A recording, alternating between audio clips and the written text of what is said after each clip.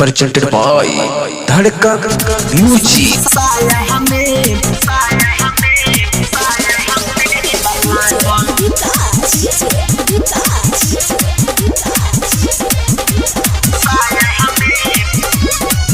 आप सुने हैं धनंजय धड़कन हो राती कोयले में कोयले हो सखी रहले रात भर जागल। राती कोयले में कोयले हो सखी रहले रात भर जागल। ए सखी सोये में से ए सखी सोये में से ए सखी सोये में से चुके हमारा साया हमें बलागल। ए सखी सोये में से चुके हमारा साया में बलागल। राती कोयले कोयले हो सखी मायरे राती कोयले कोयले हो सखी रहले रात भर जागल। ए सखी सोये में से ए सखी सोये में से चुके हमारा साया में बलागल। ए सखी सोये में से चुके हमारा साया में बलागल।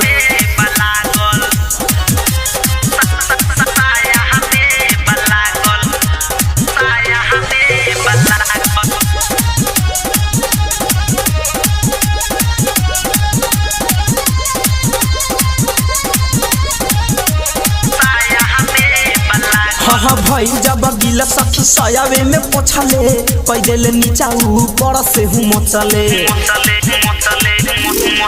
हाँ भाई जब गिला सखी सयावे में पोछले कई देले नीचा ऊपर से हूँ मचले।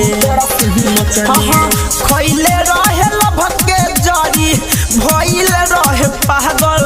हाँ खैले रहे लभक के जड़ी भइले रहे पागल। ए सखी सोये में से ए सखी सोये में से ए सखी सोये में से चुके हमारा साया हमें बलागल। ए सखी सोये में से चुके हमारा साया में बलागल।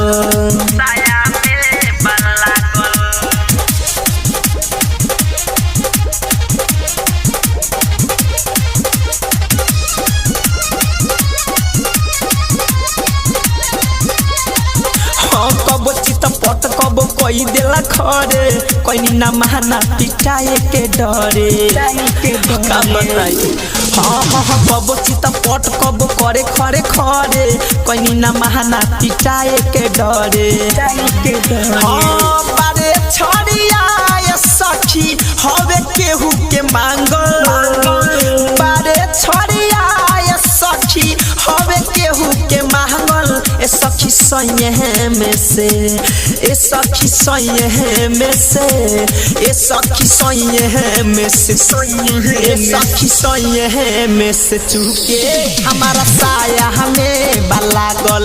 ए सखी सोये में से चुके हमारा साया हमें बलागल।